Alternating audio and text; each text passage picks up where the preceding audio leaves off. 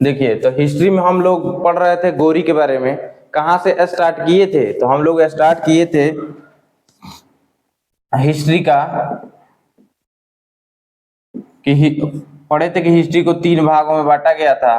थोड़ा सा रिकैप कर रहे हैं, ज्यादा नीचे नहीं जाएंगे। कि 3 प्रकार से हिस्ट्री को बांटा गया था: एंशिएंट, मेडिवल,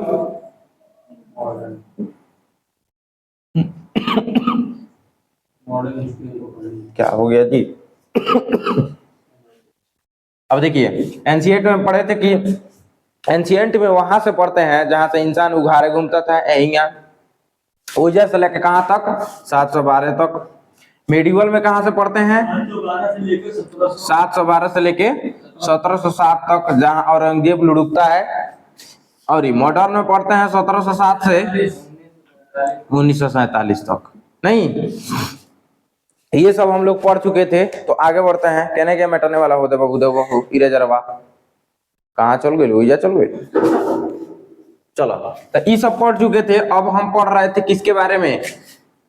हाँ, उसके बाद माने इसके बाद हम पढ़ने के बाद से पढ़े थे कि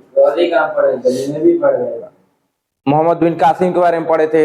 हैं 712 में आता है और दाहिर को टपका देता है। क्यों आता है ये सब पढ़ चुके हैं। नहीं, और उसके बाद से हम लोग क्या पढ़े थे? महमूद गजनवी के बारे में। ठीक है, ये कहाँ का शासक था? तो ये भी तुर्क से आया था। और गौरी भी कहाँ से आया? तुर्क से ही आया। तो गौरी का आगमन होता है तुर्क से। अब देखिए थोड़ा सा ध्यान से कि हम बताए थे, मान लीजिए कि भारत है ना, वो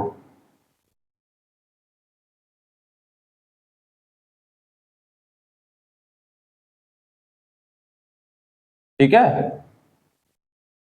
तो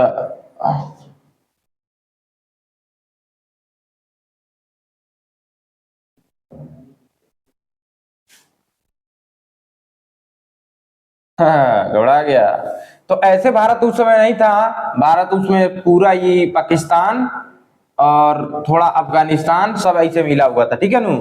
इधर देखो ये पंजाब पंजाब ये सब इतना पूरा ऐसे मिला हुआ था। ठीक है ना, यहाँ से पूरा मिला हुआ था, वो भारत था। ठीक है, तो इधर तुर्क से कौन आक्रमण करता है? गौरी। अब ध्यान से समझिएगा। तो सबसे पहले वो अटैक करता है कहाँ पे? सबसे पहले वो भटिंडा पे। कहाँ पे? भटिंडा पे। हाँ, सबसे पहले वो अटैक करता है भटिंडा। कहाँ? कौन? गौरी। कहाँ का था? तुर्क का।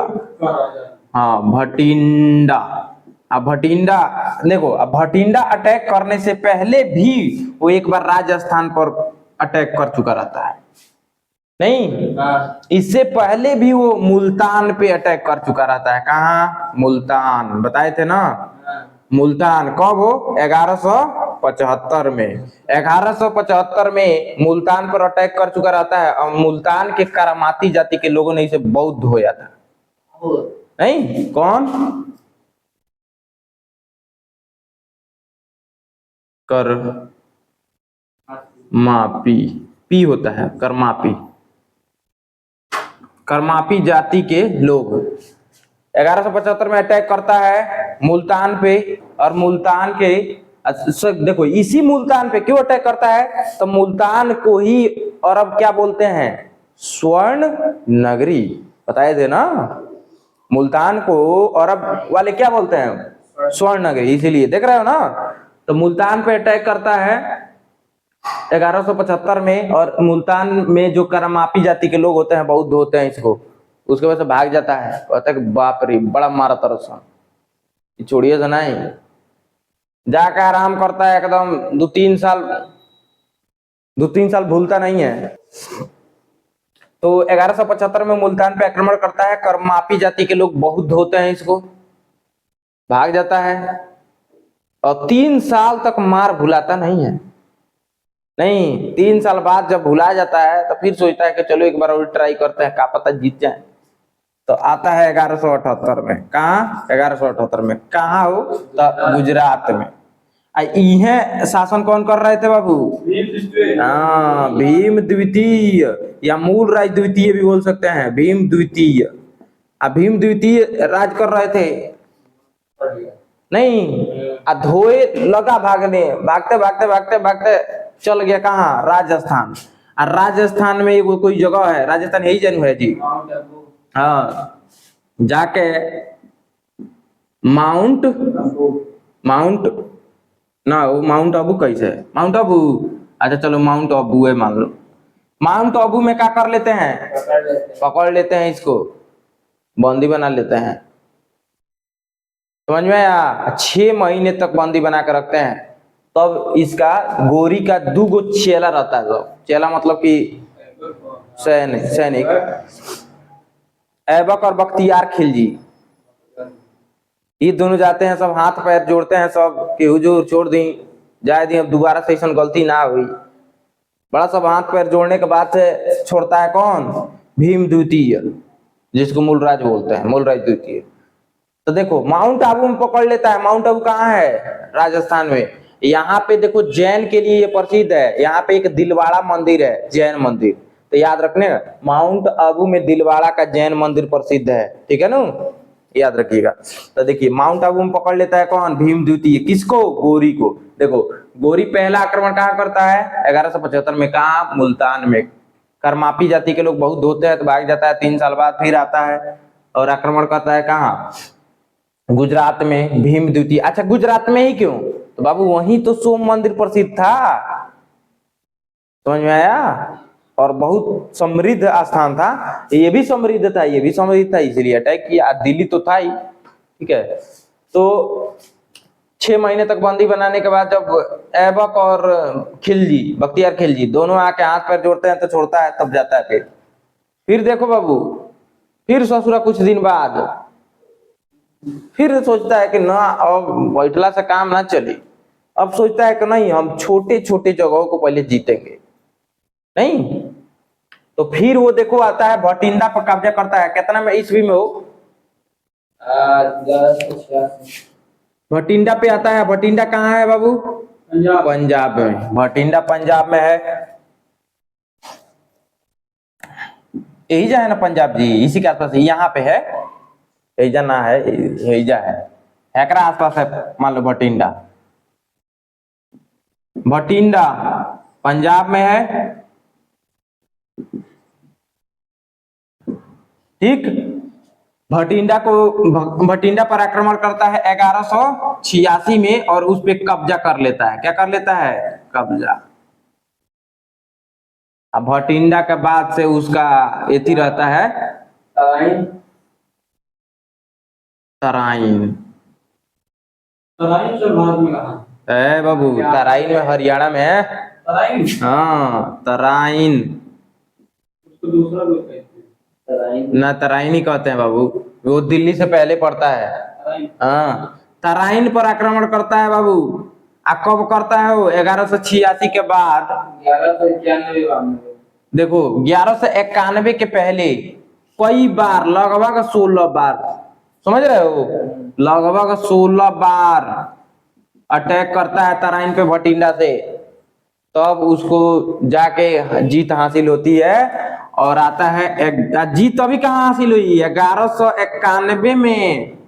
कौन सा युद्ध लड़ा जाता है? तराइन का प्रथम, तराइन का प्रथम युद्ध। आई किसके किसके बीच लड़ा जाता है बताइए?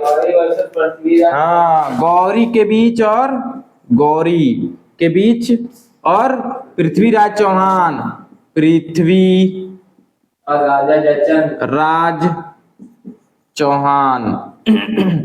इनका पृथ्वीराज चौहान का साथ कौन देते हैं? राजा जयचंद। राजा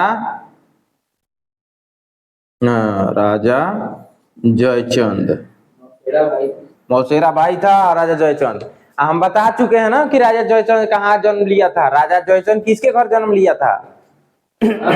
उनके विजय चंद के घर। विजय चंद कहाँ पे शासन कर रहे थे? कनौज पे। बताए थे ना, सब बता चुके थे, याद रखो। जैसे हम बताए थे, एक बार और रिकैप कर लेते हैं इसको, थोड़ा सा ध्यान दीजिएगा। यहाँ पे रिकैप करते हैं, रिकॉल करते हैं, सॉरी रिकैप नहीं।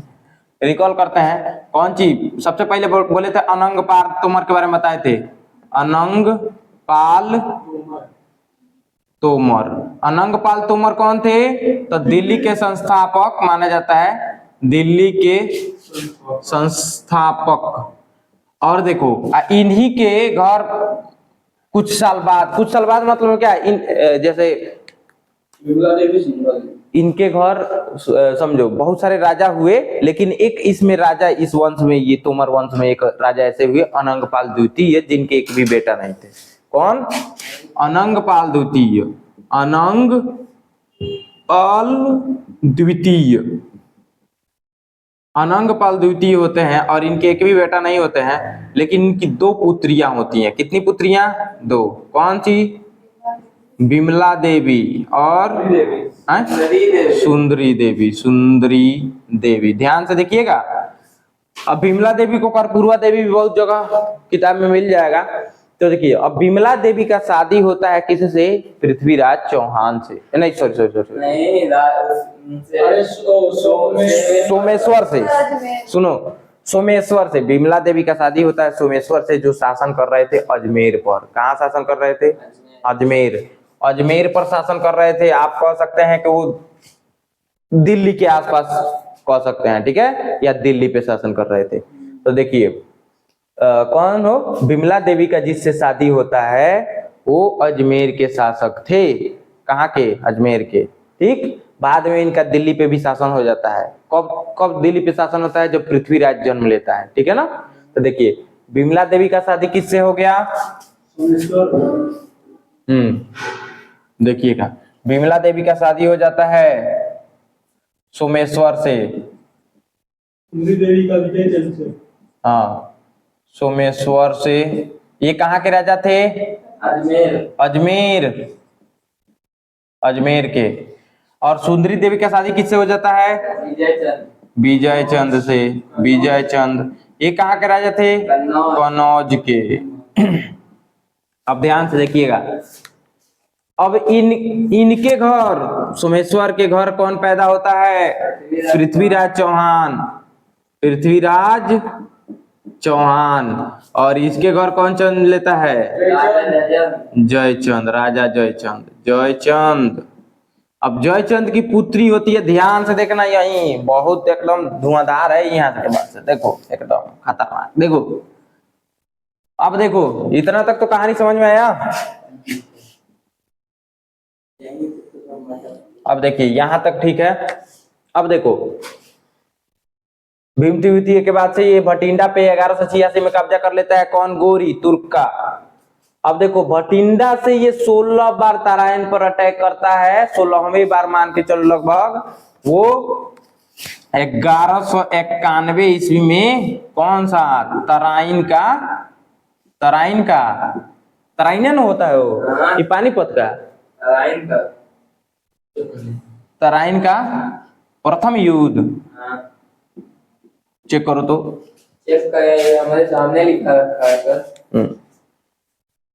तो देखिए तराइन का प्रथम युद्ध लड़ता है कब? 1191 में। और ये क्या हो जाता है? हार जाता है। क्या हो जाता है? कौन हारता है? गोरी। क्यों हार जाता है?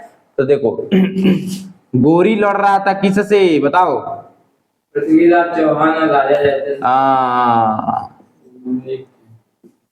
पृथ्वीराज चौहान। पृथ्वीराज चौहान कहाँ है? देख लो, याद है किसके घर जन्म लिया था? सोमेश्वर के घर, अजमेर पे। पृथ्वीराज चौहान कहाँ कहाँ शासन कर रहा था? दिल्ली, अजमेर दोनों। दिल्ली और अजमेर दोनों पे शासन कर रहा था। ये मतलब पूरा शासन दिल्ली का ये था।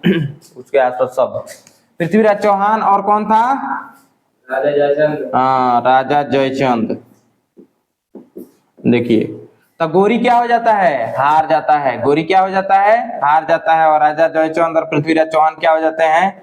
जीत जाते हैं। ठीक, अब ध्यान से देखो, तो क्या ऐसा हो गया कि 1191 में पृथ्वीराज चौहान जीत जाते हैं, गोरी हार जाता है, लेकिन 1192 में जो दूसरा युद्ध लड़ा जाता है तराइन का, उसमें गोरी जीत जाता है। तो क्या हो गया कि एक ही साल में ये जीत गया? क्या नहीं, कुछ तो हुआ होगा करामात। तो करामात यही होता है, देखिएगा ध्यान से। अभी ये प्लस में है, अभी माइनस अभी ये माइनस में चले जाएंगे और राजा जयचंद इसका साथ देने लगेगा। देखिए तो साथ दे दिया। अब देखो, हाँ, अब दूसरा जो तराइन का दूसरा युद्ध 1192 में जो होता है, तराइन का दूसरा युद्ध, अब देखिए इसमें क्या होता है, गोरी का साथ कौन देने लगते हैं, राजा जयचंद, राजा जयचंद। अब देखिए क्यों साथ दिया राजा जयचंद, इधर कौन रह जाते हैं, पृथ्वीराज चौहान। तो ये क्या हो जाते हैं, हार जाते हैं, ये क्या हो जाता है, गोरी जीत जाता है। देखिएगा 1192 में, ठीक है।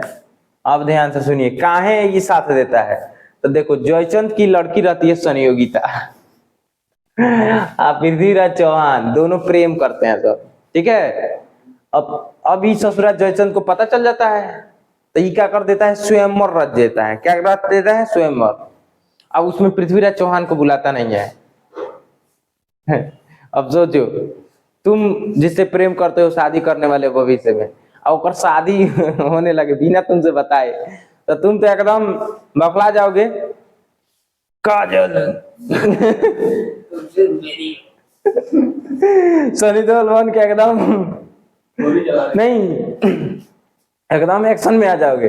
वही हुआ, पृथ्वीराज चौहान सनी देओल का रोल निभाते हुए थोड़ा सा वो मूवी में दूसरा होता है, पृथ्वीराज चौहान उसको जाते हैं, क्या करते हैं, स्वयंवर से ही उठा लेते हैं। भाई जो बंदा भारत का सम्राट हो पृथ्वीराज चौहान, तो डरेगा थोड़े। गया और संयोगिता को, इसकी लड़की थी संयोगिता, उठा लेता है, ठीक है। और वही 1192 में जब गोरी के साथ गोरी और पृथ्वीराज चौहान के बीच जब लड़ाई होता है, तो राजा जयचंद इसका साथ देने लगता है, यही कारण था। इसीलिए पृथ्वीराज चौहान हार जाते हैं, उनका अंत होता है। और बाद में फिर एक और होता है लड़ाई, कब होता है, भटी क्या बोलते हैं, नहीं, एक और होता है, हाँ 1194 में। अब देखो इनको तो हरा दिया गोरी, फिर 1194 में एक चंदावर का युद्ध होता है, जिसमें राजा जयचंद को, अब राजा जयचंद सोचते हैं कि हम तो अब सम्राट हो गए पूरे भारत का, लेकिन गोरी क्या करता है, चंदावर के युद्ध में 1194 में इनको भी हरा देता है। समझ में आया क्या कर? सुनिए ध्यान से, ये लिखना पड़ेगा आप लोगों को खुद। देखिए गोरी जो है, देखो 1192 में इनको तो पृथ्वीराज चौहान को तो हरा ही दिया। अब ये समझे कि चलो अब हमारा पूरा राज होगा, नहीं, लेकिन 1194 में चंदावर के युद्ध में राजा जयचंद को भी ये हरा देता है, ठीक है। तब वो बन जाता है क्या, भारत का सम्राट, कौन, गोरी, ठीक है। फिर बाद में देखो, थोड़ा सा ध्यान दो, यहाँ ट्विस्ट इसके बाद तो सब हमको लगा ऐसे ही शादी करते हैं। कौन चीज, इसके बाद जितने शासक हैं हाँ ऐसे शादी करते हैं।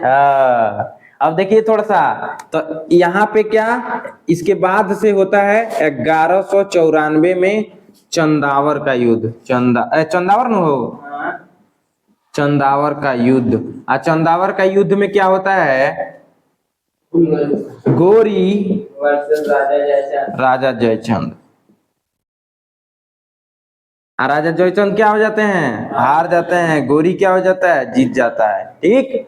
और यहाँ से बस ये क्या हो जाता है, देखो यहीं से तो शुरुआत होती है, भारत का सम्राट ये हो जाता है। क्या हो जाता है, भारत का, हाँ गोरी। अब सबको मार दिया, दो मेन राजा को मार ही दिया। ये अब भारत का सम्राट मतलब कि ये नहीं कि पूरे, अभी सब जगह अलग अलग राज्य चल रहा है, ऐसा नहीं है, लेकिन वो दिल्ली पे शासन कर लेता है, पूरा दिल्ली उसका कब्जे में आ जाता है। देखो दिल्ली, इधर का पूरा एरिया, जो समझ में आ रहा है ना, कनौज जो सब उसका हो गया, ठीक। अब देखो इसके बाद क्या होता है, अभी सोचता है कुछ साल बाद, कुछ साल दिल्ली पर रहता है, शासन करता है। अब हम बताए थे कि इसके कई चेले चपाटी रहते हैं, 4 गो इसका सेवक रहता है सब, जिसमें एगो है कुतुबुद्दीन ऐबक, यलदौज, क्वाचा और ये बख्तियार खिलजी।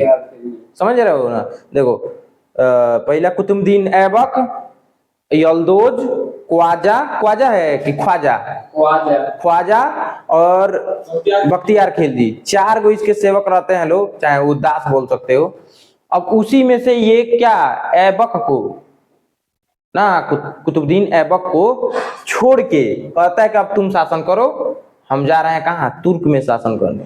तो एक जगह क्या बोलते हैं बड़े हो ना कहानियां, खगोल जाति के लोग, अरे बिहार में एगो बहुत फेमस कहानी है कि नहीं तो नहीं पढ़े। हाँ तो छोड़ दो अब बता दीजिए। 2 नाव पे चढ़ना हाँ, समझ रहे हो। अभी सोचा कि हेऊ जो शासन करे, हेऊ जो शासन करे, माने ये सॉरी दोनों जगह शासन करे। भारत पे भी शासन करें और तुर्क पे भी शासन करें। तो भारत पे क्या किया, कुतुबुद्दीन ऐबक को देकर अब जा रहा था 1206 ईस्वी में, जा रहा था कहाँ, तुर्क पे शासन करने के लिए, क्योंकि वहां का राजा था ये, तुर्क पे जा रहा था। बस रास्ते में ही खोखर जाति के लोग ने इसको क्या किया, टपका दिया, बस लुढ़का दिया। 1206 में इसको टपका दिया, इसका खेला खत्म। बहुत अब वहीं से शुरू होता है कौन चीज, दिल्ली सल्तनत। दिल्ली सल्तनत और गुलाम वंश की स्टार्टिंग, क्योंकि ये गुलाम रहता है ना कुतुबुद्दीन ऐबक। तो देखिए दिल्ली पर शासन करने वाला दिल्ली सल्तनत का कौन सा ऐसा शासक है जिसने कभी भी अपने आप को शासक नहीं माना। कुतुबुद्दीन ऐबक समझ में आ रहा है, ये शासक नहीं था, ये गुलाम था, इसीलिए इसका नाम है गुलाम वंश। शासक होते हुए भी अपने आप को शासन नहीं मानता। अच्छी बात। ठीक है, समझ रहे हो ना। तो गौरी के बाद से दिल्ली सल्तनत शुरू होता है 1206 में, और ये गुलाम वंश का शासक था। समझ में आ रहा है ना। तो 1206 से कहां तक चलता है बताओ, 1526 तक। देखो तो समझ में आया ना कि कब कैसे गौरी मरता है। 1206 में जा रहा होता है कहाँ, तुर्क, माने तुर्क में कहाँ जगह का क्या नाम है, गजनी, जगह का नाम है गजनी। ठीक है, जा रहा था, रास्ते में खोकर जाति के लोगों ने, अच्छा क्यों ऐसा किया, तो देखो खोकर जाति इसको, अब देखो हर जगह ये आक्रमण करता ही रहता था, आपको पता ही है।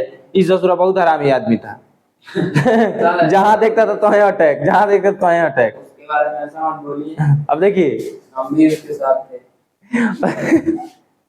तू सेनापति थे क्या, ख्वाजा थे कि यल्दोज थे, ख्वाजा थे। ख्वाजा थे।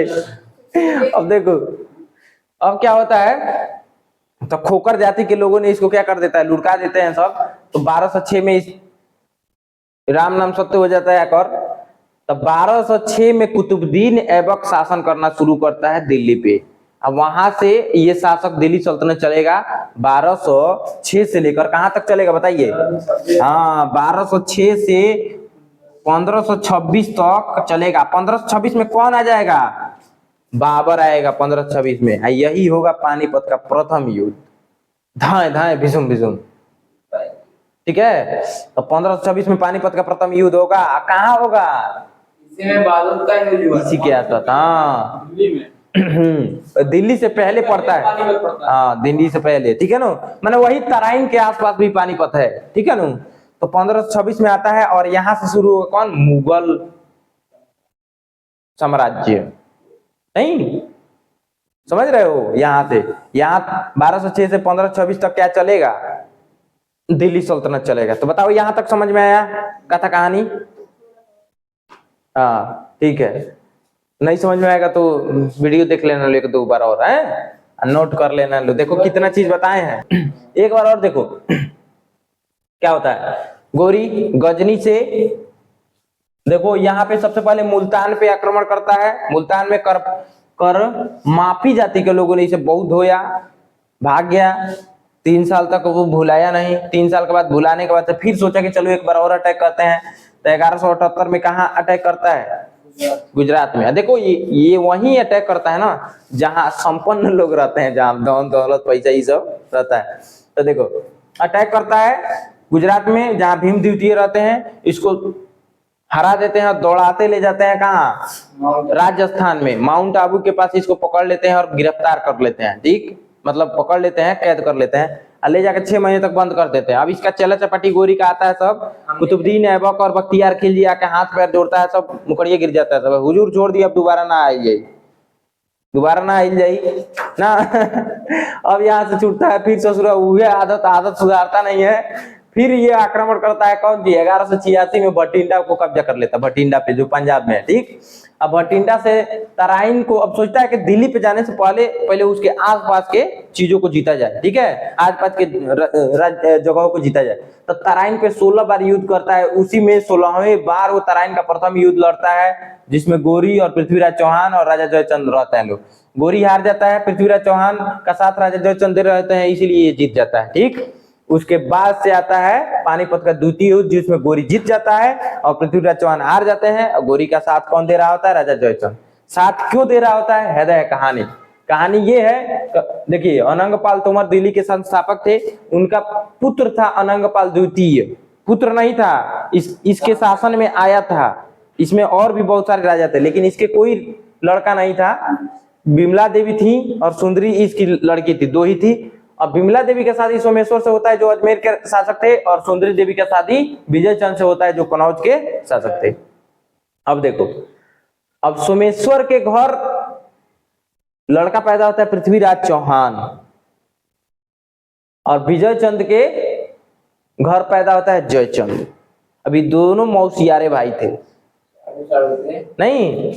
अब देखो, पृथ्वीराज चौहान से प्रेम हो जाता है किससे, जयचंद की लड़की संयोगिता से। किससे, संयोगिता से। ये नहीं था हाँ, ये नहीं लिखा है। संयोगिता से प्रेम हो जाता है, और प्रेम कैसा कि बाबू तू ना मिलू तो हम जान दे दे, ये तरीका से है। अब जयचंद को पता चलता है, अभी क्या करता है, विलन का काम, एकदम बीच में खड़ा हो जाता है, स्वयंवर रचा रहता है। उसको ये भी नहीं दिखा, इसको पता नहीं चलता है, इसको बुलाया नहीं जाता है। जब एक पता चलता है कि हैं, बस एकदम पहुंचता है अपन हीरोगिरी में, एकदम क्या बोलते हैं उसको, और आता है और संयोगिता को उठा के लेके चला जाता है, ठीक है। अब इन दोनों के बीच देखो, ये दोनों मित्र मान लो चाहे भाई मान लो, एक दूसरे को कितना साथ देते थे लोग। अरे तो प्रेम में कहाँ दिखता है यार, सब चलता है। देखो अब क्या करता है, टांग लाता है, बस इन दोनों के बीच दुश्मनी हो जाता है। वही 1192 में जो तराइन का दूसरा युद्ध होता है, उसमें गोरी क्या हो जाता है, जीत जाता है, क्योंकि जयचंद साथ दे रहे होते हैं, ठीक है ना। वे ससुर गए, बताओ साथ देने की क्या जरूरत थी, है। पृथ्वीराज चौहान हार जाते हैं, और यहीं से दिल्ली पे शासन करना विदेशियों का स्टार्टिंग होता है, ठीक है ना। हारने का मतलब जल्दी पृथ्वीराज खत्म हो गया। अरे हारने का मतलब खत्म हो गए, हारने का मतलब क्या हुआ, खत्म हो गए।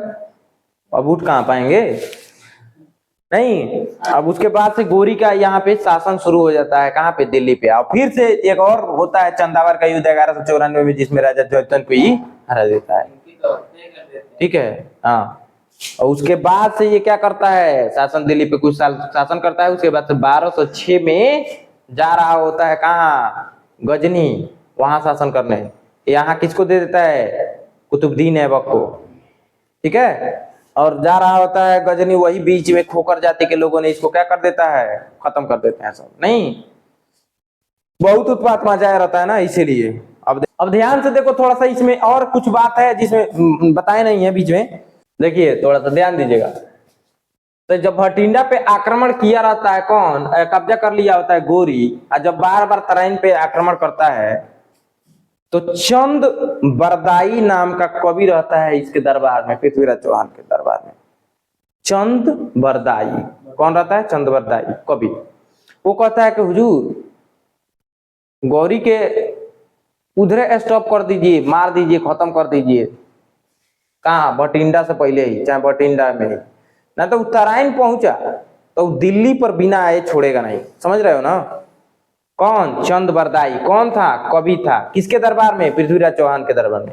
इसी ने लिखा है, चंद बरदाई ने ही लिखा है पृथ्वीराज रासो। तो ये आता है क्वेश्चन कि पृथ्वीराज रासो किस पे लिखी, जो है एथी है, स्टोरी है, चाहे जो भी किताब है, तो कहेंगे कि पृथ्वीराज चौहान के ऊपर, पृथ्वीराज चौहान के बारे में उसमें पूरा बताया है। किसने, चंद बरदाई ने। कौन था, कवि था, किसके दरबार में, पृथ्वीराज चौहान के दरबार में।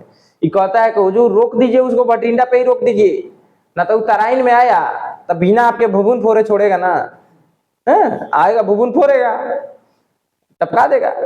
अभी ससुर देखो इसीलिए तो वो लिखा है पृथ्वीराज रासो। रासो पृथ्वीराज रासो मतलब रसलीला में ये डूबा रहता था। पृथ्वीराज का जरूरत है मोहब्बत करने का ससुरा के एक तो दुश्मनी मोल दिया अपना भाई से हैं, वही से वो लिखा पृथ्वी क्या नाम चंद बरदाई पृथ्वीराज रासो। रास लीला में एकदम डूबे रहे ससुर। तो जाओ कृष्ण जी बनना था। हाँ तो देखो अब क्या हुआ। तो चंद बरदाई कौन था, कवि था, किसके दरबार में, पृथ्वीराज चौहान के दरबार में। वो बार बार समझाया लेकिन ससुर समझे नहीं। ठीक, बस वो अटैक किया कहाँ पे, तराइन पे, तराइन के बाद से दिल्ली पे कब्जा कर लिया। तो एक क्वेश्चन इसमें से पूछता है कि पृथ्वीराज रासो किसने लिखी है, तो चंद बरदाई ने। किसने, चंद बरदाई ने। पृथ्वीराज रासो किसने लिखी है, चंद बरदाई ने। ये याद रखिएगा। बाकी सब देख लीजिए, कथा कहानी पूरा भर दिए हैं बोर्ड। अब कोई दिक्कत है, गोरी का खत्म हो जाता है कब, 1206 में। अब वहां से शुरू होता है दिल्ली सल्तनत। कहाँ शुरू होता है, दिल्ली सल्तनत। तो इसको मिटा दें हम। अब देखो यहाँ पे गोरी खत्म, टॉपिक खत्म, लेकिन यहाँ से शुरू होता है कौन चीज, हाँ दिल्ली सल्तनत। दिल्ली सल्तनत में क्या बताए थे,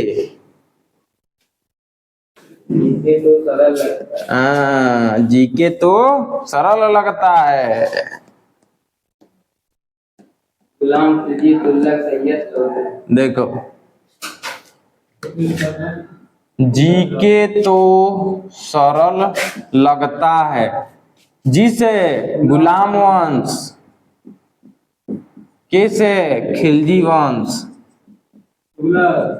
टी से तुगलक वंश, से सैयद वंश, एल से लोधी वंश।